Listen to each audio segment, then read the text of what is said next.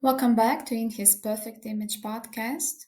Today, in episode 11, we will discuss the topic of pride. I know that in the previous episode I mentioned it will be the last in this series, but my struggle with self reliance, pride, and a works based salvation mentality inspired me to add one more episode to the series. So, Brian Elliott, in his book called As in Heaven, shares an interesting view about what self reliance is. He calls it pride. As I've already mentioned, I have had a problem with self reliance. I guess I could say that I'm a bit of an independent spirit. Growing up and even later on, I've always had a problem asking for help.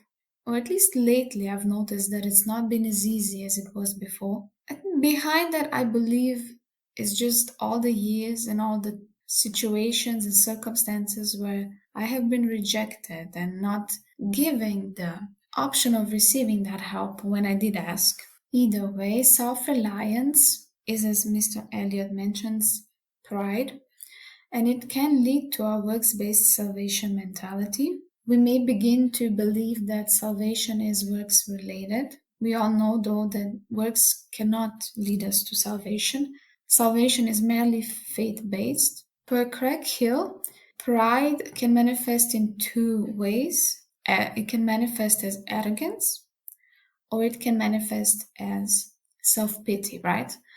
In both cases, the person is intensely focused on self. It is all about them in an unhealthy type of a way. So, pride can result in us avoiding seeking for help, but there is actually no shame in seeking it, especially in a congregation and community that is Christian based. It is by many advisable to actually be connected to one. I will mention, though, that there can be seasons where you are called to be in solitude by Yahweh. Our relationship with Abba is, after all, above that even of a community. And first, we should always, or rather, as a top priority, we should always put our relationship with God. But keep in mind, though, after solitude, usually Abba does lead us to a season of exposure. As the Yeshua said, after all, nobody lights up a light to put it under a basket, right? They put it on a lampstand. So to effectively deal with pride, we need to shift focus away from self.